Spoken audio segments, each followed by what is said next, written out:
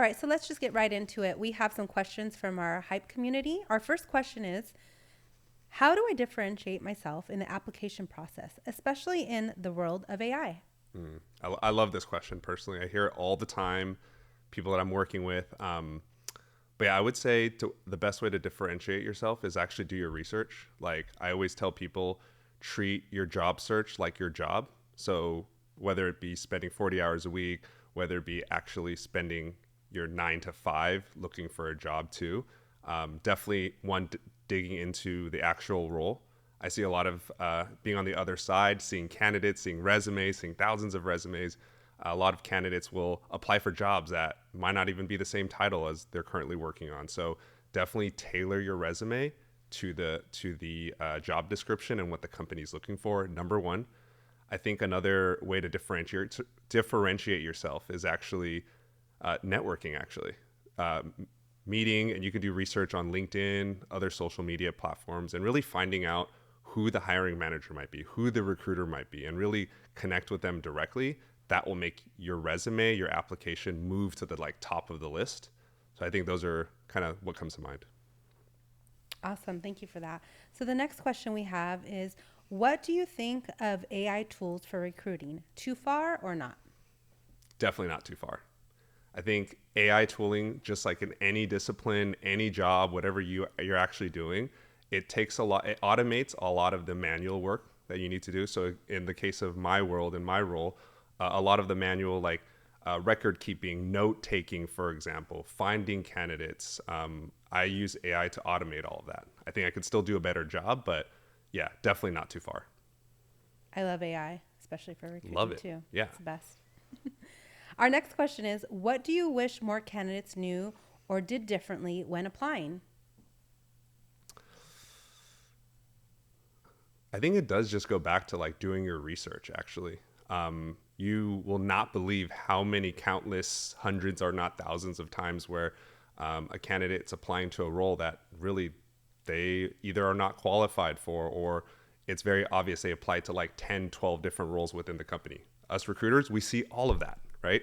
So I think really matching your skill set and understanding what the company is looking for.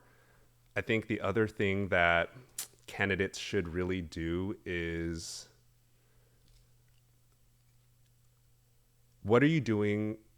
Obviously, your job is 9 to 5, but what are you doing from 5 to 9, right? If you're looking to break into another field or change functions or even industries, what are you doing from 5 to 9 to learn those skill sets, take on internships, work on projects? What are you doing outside of your 9 to 5 work hours? I think that's super critical. I love that. And I think for me too, I tell people that taking classes on like Google certificates or Coursera, things like that, that's also super helpful. Hmm. But I totally agree with that. What are you doing from 9 to 5? Because you can learn a lot of new skills during that time. Oh yeah, big time. Yeah. And our last question for our Ask Me Anything is, what trends are you seeing in the job market right now?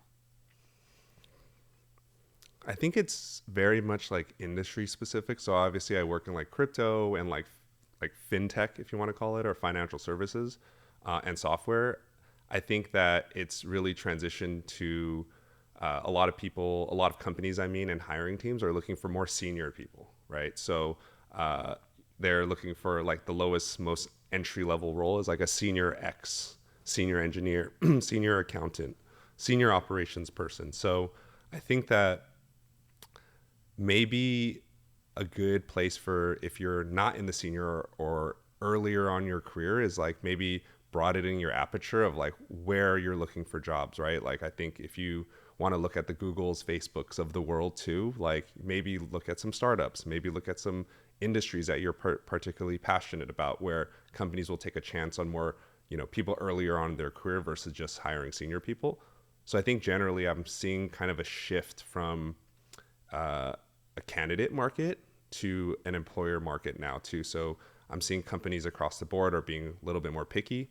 And then I would also look at industries where there's a lot of like capital flowing to them, right? Like where are VCs and investment firms really investing their money? Obvious ones are like AI, but there are also some more traditional industries like manufacturing and industrial that are getting a lot of like capital right now. So looking at those industries as well, in addition to software and tech. So we're going to hop right into our next topic, talking about job hunting. So you're not just fighting for a job, you're positioning yourself with purpose. So our first question that we're going to ask is, what's the biggest mistake you see people make when applying for jobs in 2025? I mean, going back to the whole AI thing, a lot of people like pretty tactical thing that you can do is you don't want your resume or your cover letter or your email out to hiring managers or recruiters to like look like it came from AI, right? So I would just do some research of what are pretty typical AI kind of mishaps. There's even jokes sometimes where people say that, hey, maybe include a few spelling errors. I'm not saying to do that on your resume, but something like that. Some obvious ones that I've seen are where the kind of grammar and writing is like way too formal. So look out for that. If you've ever used AI, you see the little like double dash thing. I would just replace it with simply adding two dashes versus the AI generated version. So just some things like that. I think it's very obvious when someone's using AI. I think some other things that come to mind. 2025. I have some like historical stuff, but 2025, I think.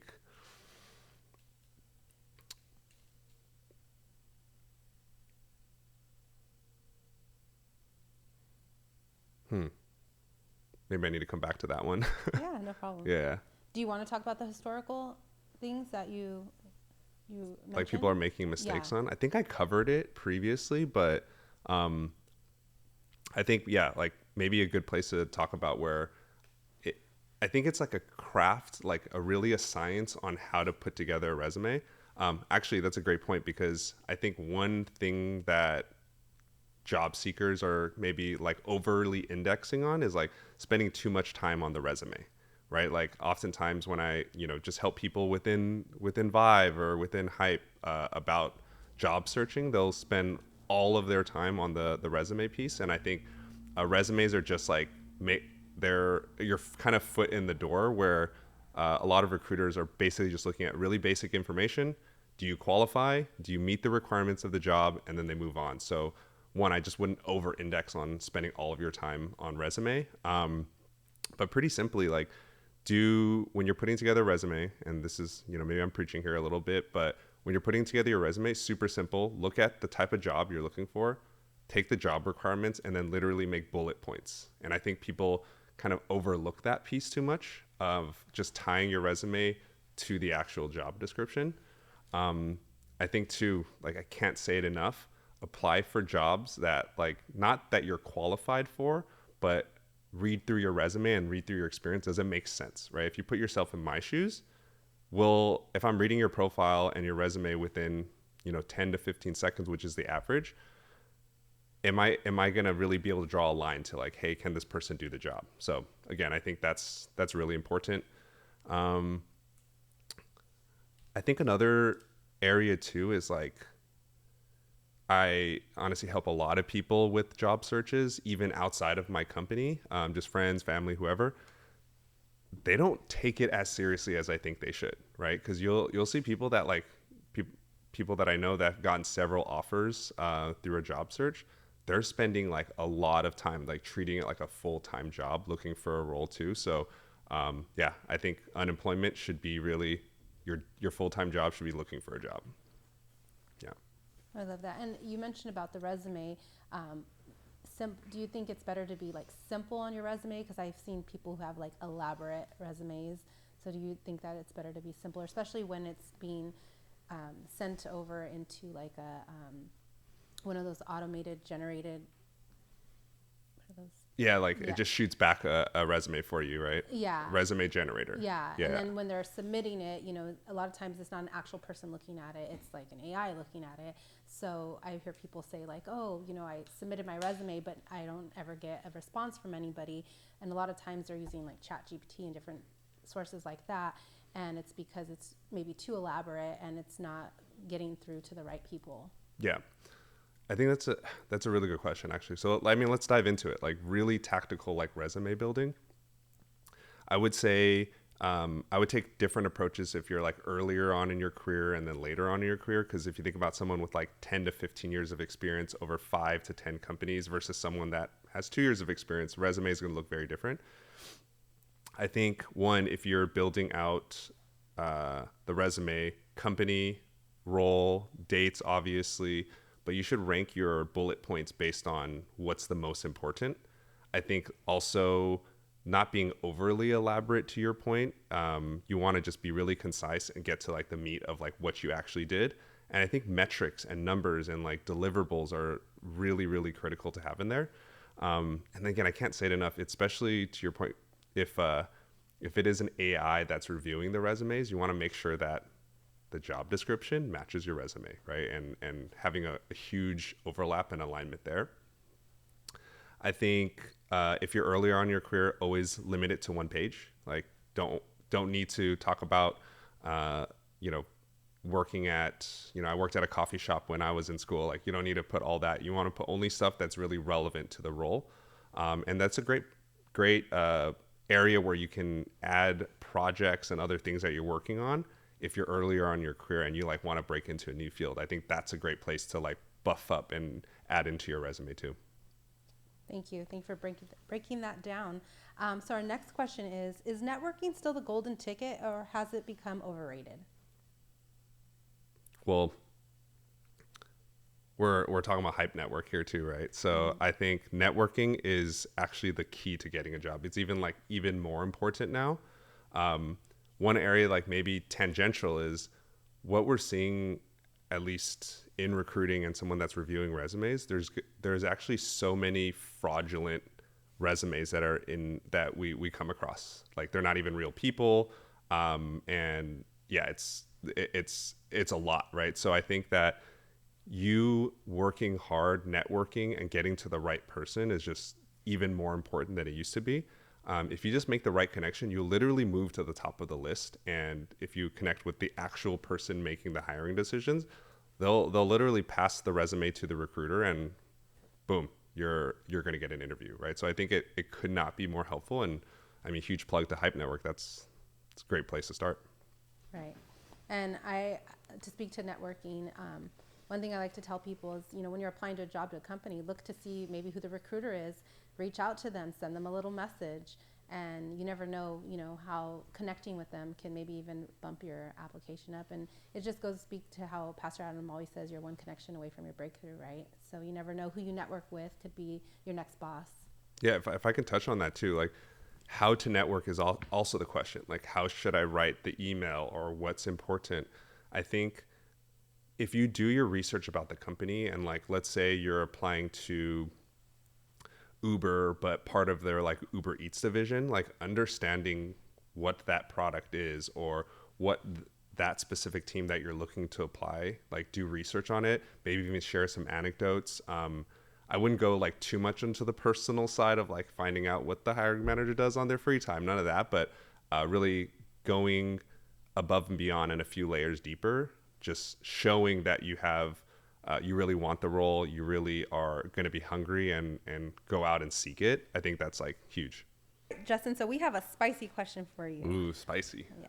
Do you think people use waiting on God as an excuse for inaction when job hunting? I mean, it's not that spicy. Short answer is yes. Like straight up, point blank, period. I think that is a lot of times what I've seen. I think the only times where that's not the case potentially is, I mean, it's not a surprise that how long people stay at companies now is not like the previous generation where it's like you hear people staying at companies for 10, 20, 30 years, their whole career, right? Now it's like if you stay at a company for 4 years, like, oh my gosh, you're like, you're resilient. You've been there for so long, right? So yeah, I think in the case that if you are in a current role, pray on it. Maybe God has you there for a reason still, and your assignment and your time there is not done. So that's where I can see waiting on God as a reasonable excuse. But if you're like, 1, don't have a job, 2, need a job, and 3, like complain that you don't have a job, like, yeah, I think short answer, not spicy, definitely is excuse. I have to laugh because I've been at my job for like 16 years. Yeah. But I've always moved around, and I like that where, it's a company you can move around in the company. Yeah. And so sometimes I'm like, Lord, am I supposed to still be here? Like, or do you want me somewhere else? And I found every job that I have gotten, he's just elevated me. But in moving up, every time I've applied, I really didn't really put much thought into it. I applied to it, and I'm like, okay, Lord, if you want me to have this job, it's just going to be seamless. And every time I've just walked right through the door, and there's never been a problem. It's just like, and so that's how I know it's from him, because he just blesses me, and I'm able to walk right through that door. Yeah, that's like such a great example, because it's not like you are like frustrated with your boss, like, okay, like I need to leave, right? You're actually like wading through it and being resilient and being patient, right? Yeah. So yeah, it's great. Yeah. All right. So next segment we have is recruiter secrets exposed. Recruiters aren't just gatekeepers; they're storytellers looking for alignment. Okay. So our first question is, what do recruiters actually look for when scanning resumes? Yeah, I think like the stat is recruiters will spend maybe 10 to 15 minutes, especially if it's not like an AI tool that companies are using, 10 to 15 seconds scanning the resume. So I'll just share the secret sauce here. Hopefully, I don't get in trouble for this. Um, but the first thing we look at is what your most recent role is. So always have that on top, number one. Very simply, is like, hey, is that most recent role? Say it's a project manager and you're applying for an engineer, make sure those match. It's most recent role. Then we look at how long you've been at that role or that company. Hopefully, there's some longer track record. And then we basically scan all the way down to the bottom, basically wherever you put college, university, or last job, and then just see your overall years of experience. So to summarize, does your current role or most recent role match the job you're applying for? How long you've been at that company? And then lastly, we're always looking for how long you've been in your career for and overall years of experience. So 10, 15 seconds is usually what we'll spend on. That's great to know. Secret exposed. Yeah. So going back to that, when you're saying you're looking at the resumes, do you think that recruiters count doing, like, say, for us, like, we serve at our church, and can we take experiences of things we do at the church and putting it on there? Would that even count for for recruiters? It definitely counts. I think moving the needle on that front is like, I would say on the smaller side. So like maybe let's use an example, right? Let's say that same example of you're a project manager and you want to transition to engineering, right? If your resume only shows project management experience and you're applying for an engineer, but you have like one stint at Vive Church on the engineering or innovation team, that might not move the needle. But if you have like a very clear like cover letter or very clear mission objective statement at the top, and you have multiple examples of like where maybe something that you worked at Vive, you helped build our ministry hub or something like that, and people can go and click on it and like play around with it. I think that helps a lot. So yeah, having multiple examples in projects, I think definitely moves the needle. But if it's just one, a little bit hard for specifically a role transition or a career transition, if that makes sense. No, totally makes sense. Yeah. Our next question is, what are the instant red flags that get a resume tossed? I'm going to be beating a dead horse here. I'm going to be repeating myself for sure. But yeah, make sure you're applying for roles that you've actually done the work for, making sure that you've actually read the job description so your resume matches.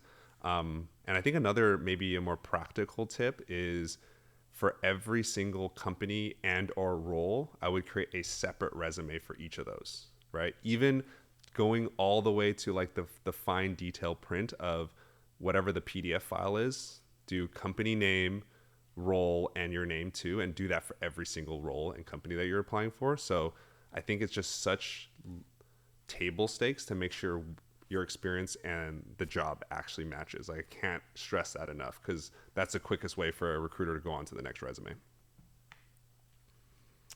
Our next question is, what's one thing candidates should be doing on LinkedIn, but they rarely ever do? Network, for sure. Definitely network, make connections, write notes to people, comment on people. Like, as you start to build your network on LinkedIn, like within your feed, you'll start to see people's posts, and I would definitely interact with it, and making sure you're commenting, adding some value, different things like that, so that your like name starts to become more familiar in the right circles. Um, I think too, like this is something that I'm trying to get better about too, is actually posting content on LinkedIn. I think a lot of people, you don't want like to post like woes is me, like it's been 6 months that I haven't had a job. But if you're like documenting your search, like it could start getting some eyeballs, and get your resume and your background in front of the right people. So yeah, like if you're in a job search right now, like get rid of your Instagram, delete your TikTok, and just use LinkedIn as like your social media for the next 2 months, and you'll definitely see ROI on it. That's great. And I like how you were saying about getting rid of all of your socials and make that like your primary one. Gosh, I lost my train of thought. No, it's so important, because like Yeah. think about like all the random things you find. Like, we always joke about like, um, the algorithm knows me. Like, why not have the LinkedIn algorithm get to Yeah. know you, right? So yeah, Yeah. just get rid of the other socials and focus on your job search. And it goes back to how important is your job search, right? Are you Right. putting all the effort into it? And I think this is like a very tangible way to do it.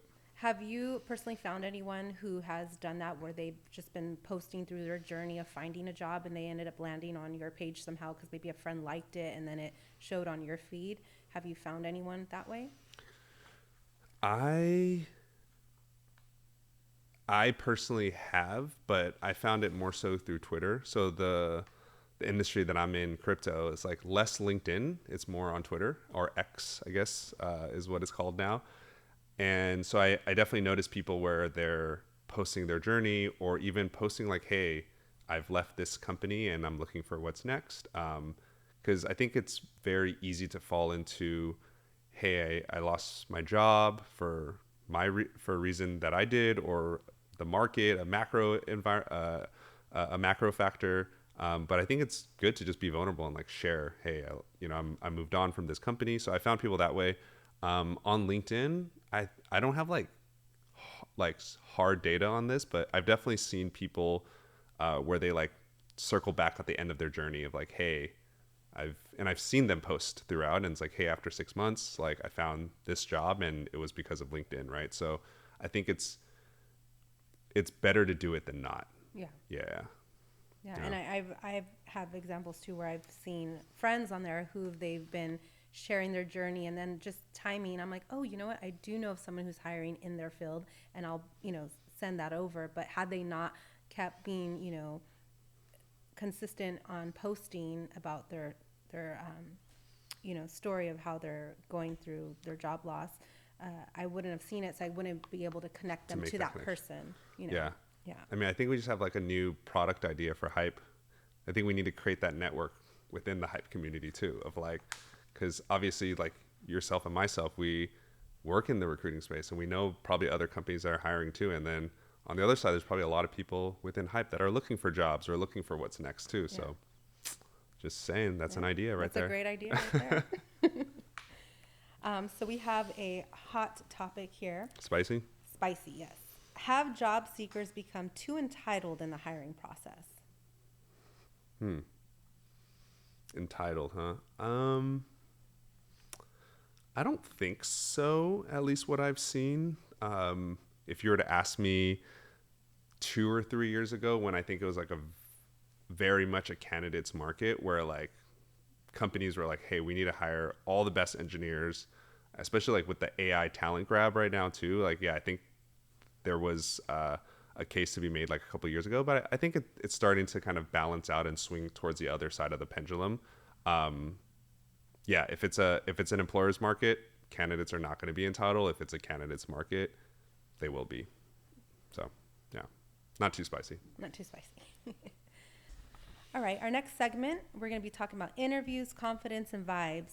Confidence gets you in the room, but character keeps you there. Love that. So our first It's good. question is, what's one question a candidate should always ask in an interview? I think the go-to for that is framing a question where you've like actually done some research, right? Where maybe company just announced some like quarterly earnings or announced a new product, but framing a question where you're interested about that.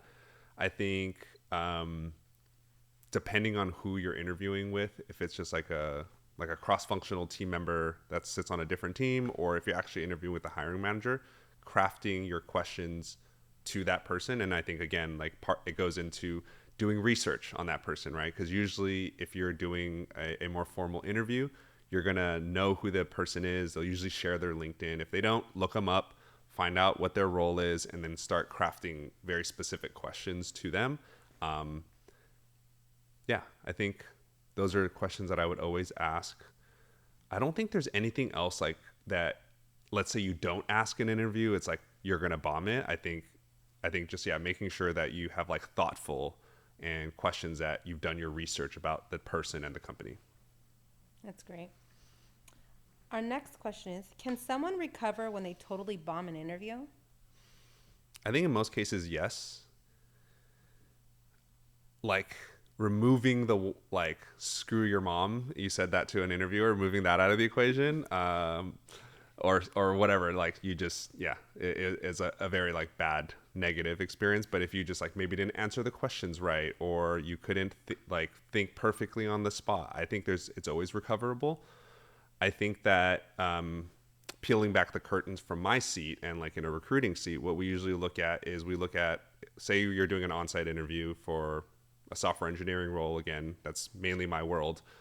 There's usually 4 segments. And if you do bad in one, we usually try to confirm or look at signals from the other interviews, right? So I don't think you can just bomb one interview. You always can recover in other interviews because they're all trying to capture the same type of signal, same type of your experience. Yeah. I love that. That's good. Our next question is, how do you spot a toxic company culture before signing the offer? That's an interesting question. I guess like I think first I would want to define toxic maybe. I don't think a company necessarily is toxic or not. But yeah, I think if you are able to uncover it somehow, then avoid and red flag. But maybe where the question's coming from is more around how do you find out what the company values and how does that align with like, your values, or what a company's working environment or culture is like. Do they expect 996 or do they expect you to work after hours? I think maybe crafting questions on what's important to you, or even maybe like what are deal breakers for you, right? Like maybe you have a family and you prioritize spending time with your family, after 6 to dinner time, understanding kind of what those are. But I would tread carefully there, is you don't want to come across as like you're not willing to work hard. So craft your questions carefully. But I would just make sure you understand what's important to you, what are deal breakers for you, and then like craft your questions around it to uncover it. I don't know if there are definitely some companies that are like toxic, quote unquote, but I don't think like a company is inherently toxic or not. So That's great.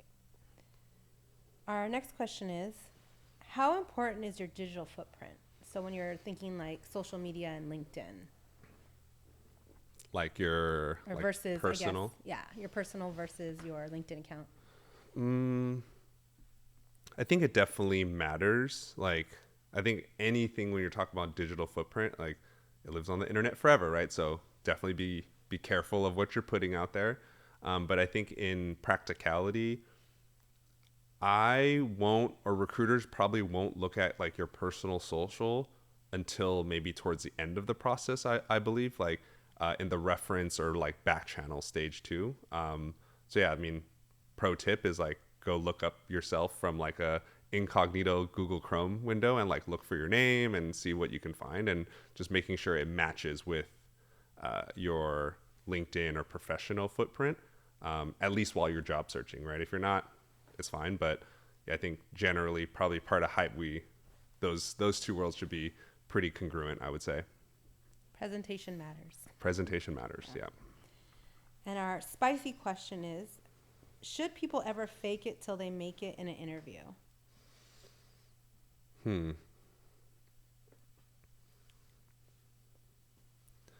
Fake it till you make it. Like, I don't think you should ever fake anything, but I'm guessing the heart and core of the question is like, if you don't know the answer to it, or you're maybe again transitioning to a new role, or you're trying to get a role that's like a higher level. I think there is some element or some like art of taking your previous experience and like picking and choosing. Like, for example, like if in my role as a recruiter and I want to do more kind of operation stuff, there's definitely, my core job is still recruiting and talent, but there's definitely other aspects of operations that I've touched before too, and like highlighting that in the interview. I think that's maybe a good way to like fake it, quote unquote, till you make it. But yeah, I definitely wouldn't lie about your role or your experience at all. And yeah, definitely don't like lie on your resume either. Yeah, no lying. No lying. No lying. The truth always comes out. It sure does. All right, so we're going to jump into our next segment, the modern job market. AI didn't kill recruiting, it exposed who's lazy. So our first Probably question true. is AI changing the hiring game or just making it harder to stand out? I mean, it's like without a doubt, it's changing the hiring game. I think it's changing it from, like I mentioned, from like the recruiting side. So it's like two sides of the marketplace, like candidate market and then like hiring teams. I think it is changing it in the aspect of like AI is going to be, if not already, going to be a necessary part of like a skill set for any role. It doesn't matter if you're in tech or not in tech, if you're in fashion or if you're on social media. Like, I think everyone's going to need to figure out how to leverage AI into like your workflow and make you more productive in general. So I think that, yeah, AI is like inevitably going to be part of our kind of workflow. Um, in terms of like the job market,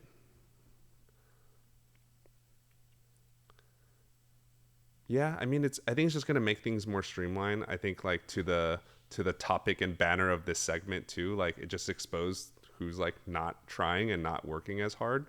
So yeah, definitely put in your time, like work hard, but also like on your free time learn how to leverage AI. There's just so many like YouTube videos, tutorials.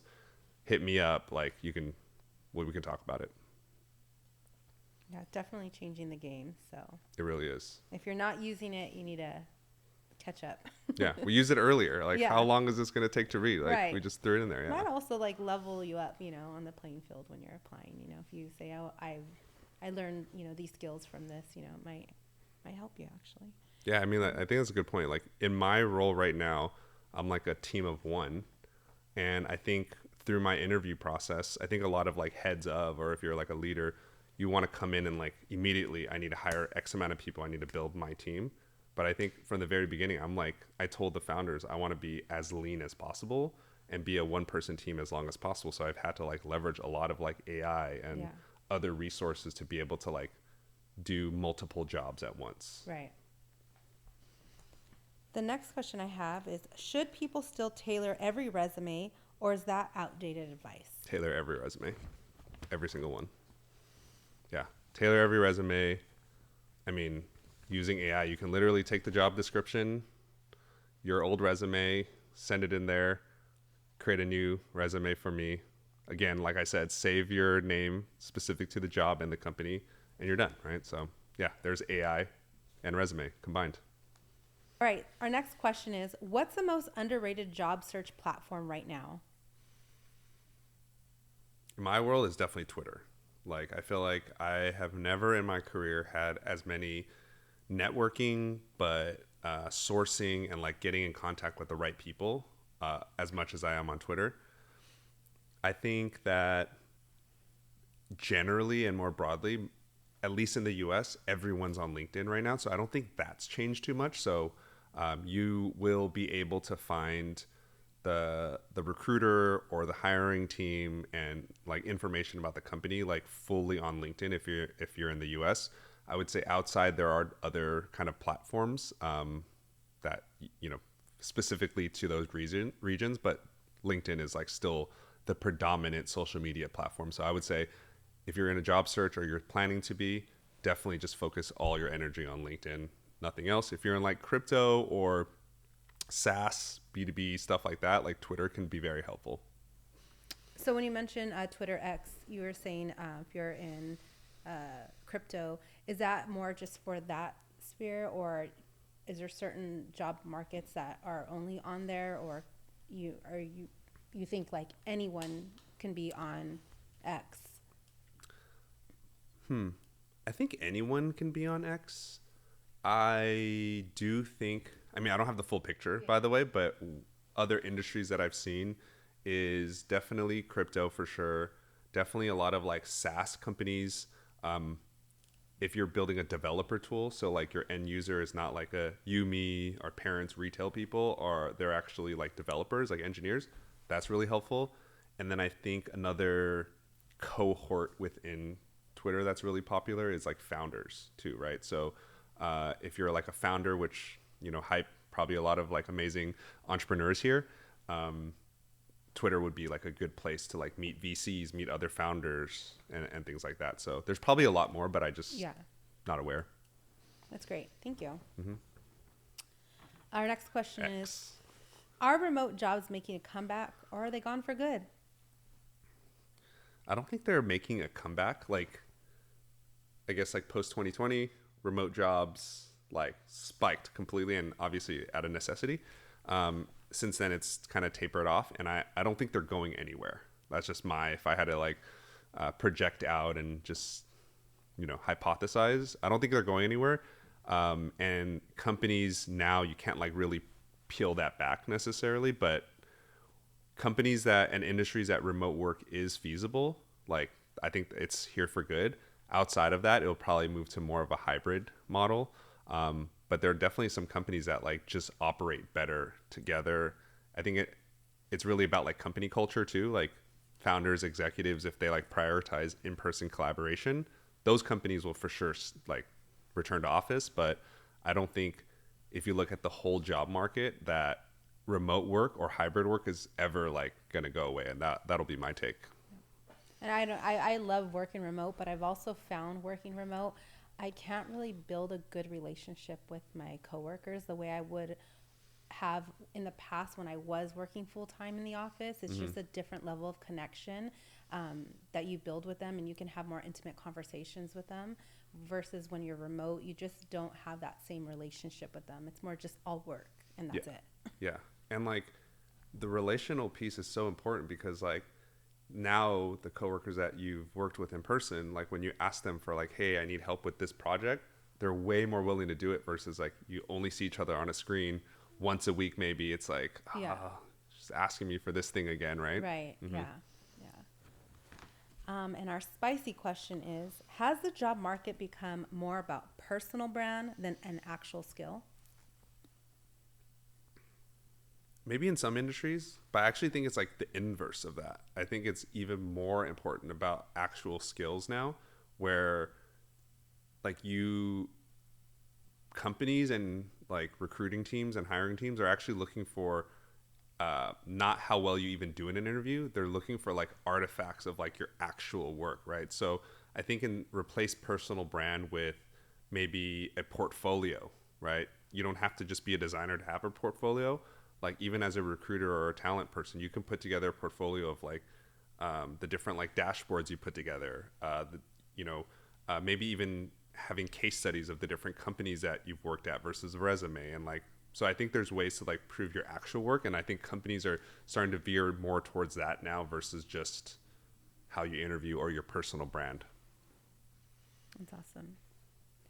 We're going to jump into our last segment. Faith, purpose, and career alignment. Nice. Sometimes God closes doors you were never meant to knock on. So we'll jump into our first question. How do you know when God's telling you to leave a job? He will call you on your phone and I'm saying, I mean, if you know, please tell me. I think it's a matter of generally what I've seen. Like I haven't been working for 40 years or something like that, but in like the decade plus that I've been working, I think usually people can stay longer than they think. And yeah, just like be patient, wait on God too. That doesn't mean you sit doing nothing, but if you maybe God is having you in a specific place and like understanding what your purpose is there. And I think there's a big difference between like what or who you're called to versus like your actual assignment, aka your job or your career. So yeah, I think just push a little bit further and really seek God in it for every step of the way, and it will start to become clear. But in my life, I don't think He's ever made it like, hey, Justin, this is what you should do.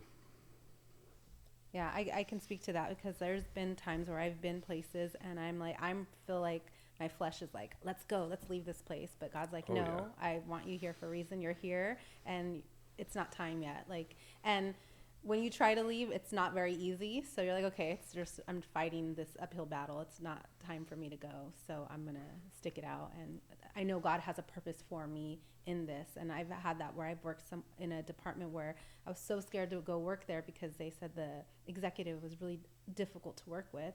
And I ended up going in there, and I remember God so clearly saying, like, you're going to be the light here. I need you to come to be the light in this dark place. That's it. And on the last day when she was leaving, I ended up making such a great connection. She ended up becoming my reference for future jobs. And Amazing. she gave me a basket, and it was all like sunshine, like a sunshine cup. And she said, you were the sunshine that we needed here. It was so dark, and you came and you brought light here. Amen. And so I knew that going into it, I didn't want to, but it was like a voluntold role. And once I got in there and I owned it, and she just confirmed on her last day, like, this is why I was brought here to bring light into this dark place. So I mean, that's exactly it. Nothing to add there. That's a perfect example. Just yeah, faith over feelings, right? yeah. Yeah. So our next question is, what's the difference between a career move and a calling? I mean, I think I was just talking about it. Like, I think, well, let's define the terms. I think a career job, I consider it assignment, right? Especially nowadays, it's a couple years, maybe 5, maybe 10, if you're like really like diligent and committed. But I think calling is actually not a thing that we do. It's like it's like we're called to Christ. We're called to Jesus, right? So a calling is not like a job in any sense.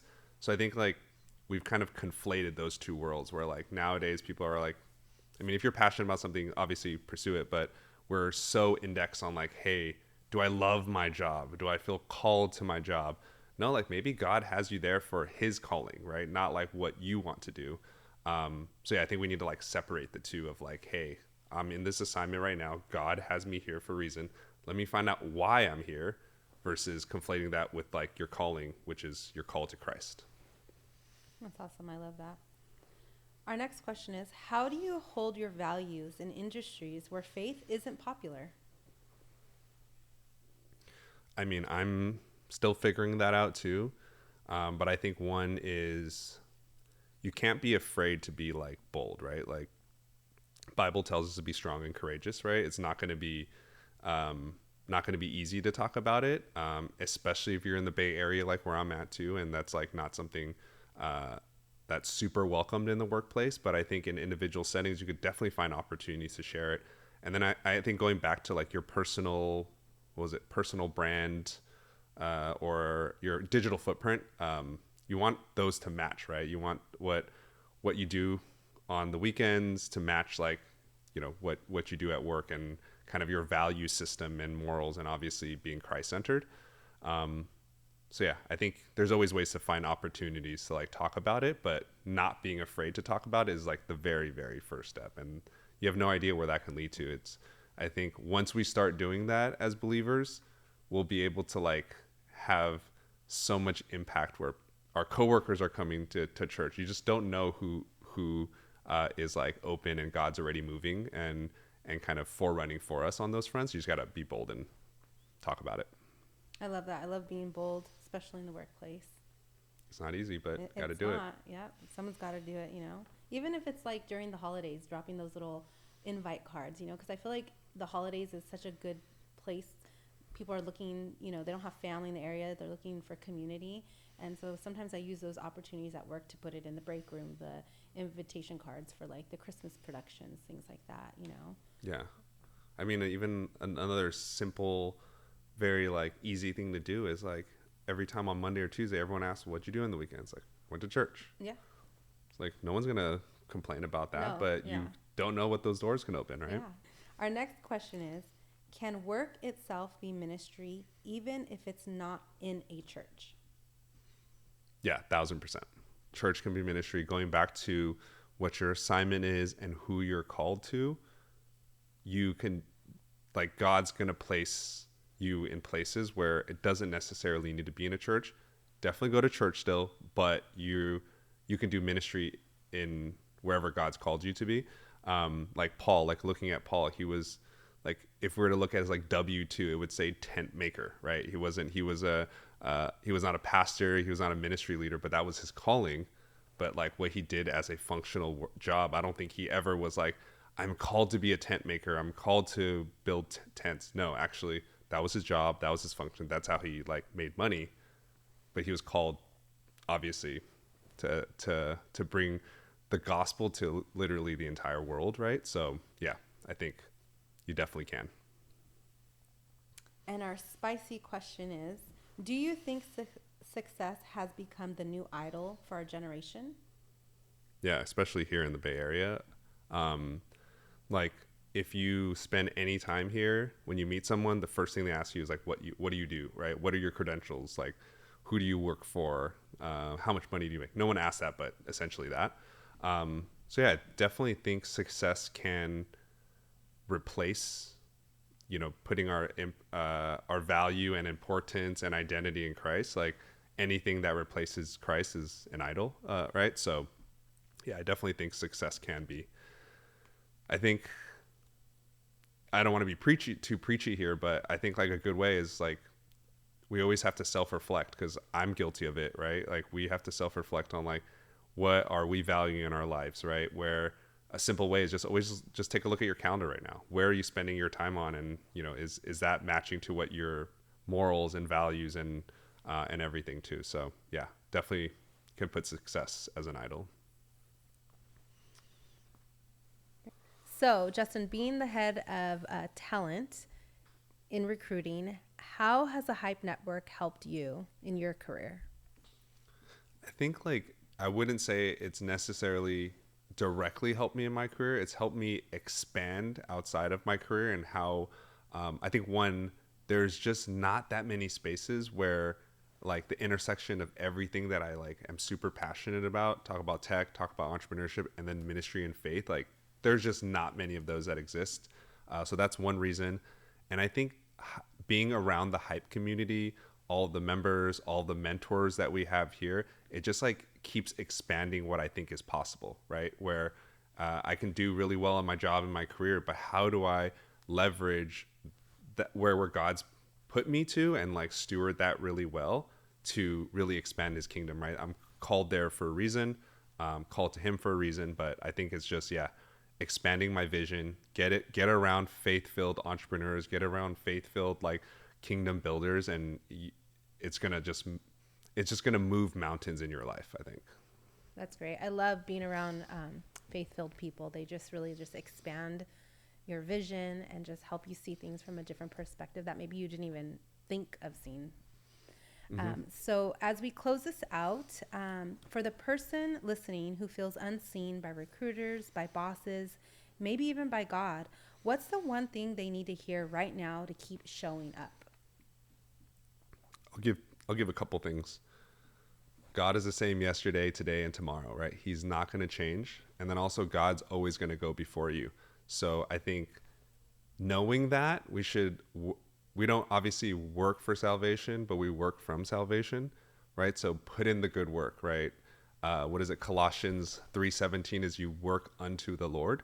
So yeah, I would say God sees you. He knows, he has everything planned out. He has good plans, and you just have to like put in the work and trust that it's his timing, not yours.